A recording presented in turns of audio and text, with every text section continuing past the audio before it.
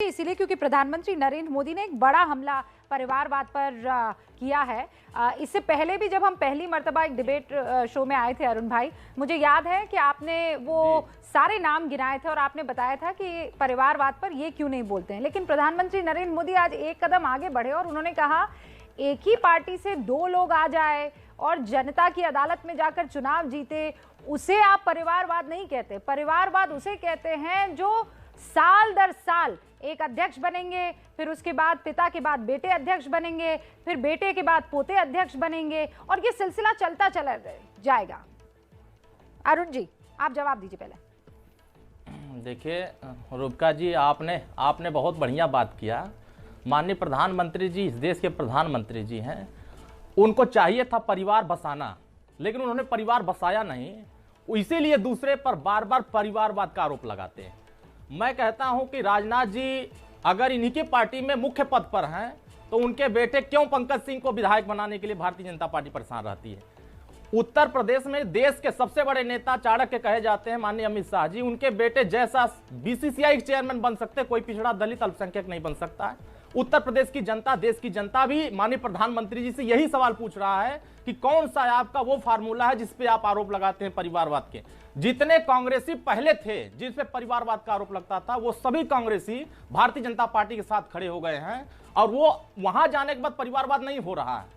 सवाल इस बात का है कि माननीय प्रधानमंत्री जी पहले तो परिवार बसावें, उसके बाद तब परिवारवाद पर आरोप लगावें तो बात समझ में आती है।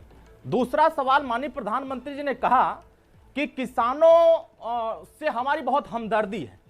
अगर किसानों से हमदर्दी तो 12 महीने लगातार ठंडी जाड़ा बरसात में उनके ऊपर कीले क्यों गाड़ते रहे, उन पे आंसू के गोले क्यों छोड़ते रहे, उन पे पानियां क्यों बरसाते रहे। और 700 से ज्यादा किसान की हत्या हो गई, आत्महत्या कर लिए, शहीद हो गए और उनके सामने उन्होंने माफी तक नहीं मांगी, जिसको इन्होंने खालिस्तानी कहा था, आपके दो सवाल हैं, और यहाँ तक कि कहा था कि फॉर्मूला कौन सा है जो परिवारवाद प्रधानमंत्री नरेंद्र मोदी जिस पर बात कर रहे हैं, और दूसरा आप किसानों को लेकर जो वो हमदर्दी जता रहे हैं उस पर आपको यकीन नहीं हो रहा है। प्रेम शुक्ला जी इस पर जवाब देंगे। अरुण भाई 1 मिनट और कर लूं।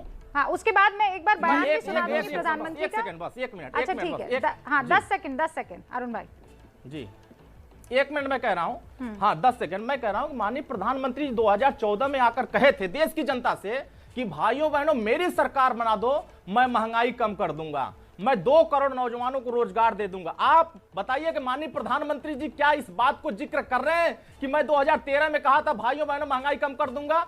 आज सिलेंडर का रेट 1000 हो गया है, आज सरसों का तेल 270 का हो गया है, आज दाल का कीमत 170 का हो गया है, आज अरहर की दाल 180 रुपए में बिक रही है, दूध का रेट 70 रुपए में बिक रहा है। आखिर महंगाई पर माननीय प्रधानमंत्री जी क्यों नहीं बोलते हैं?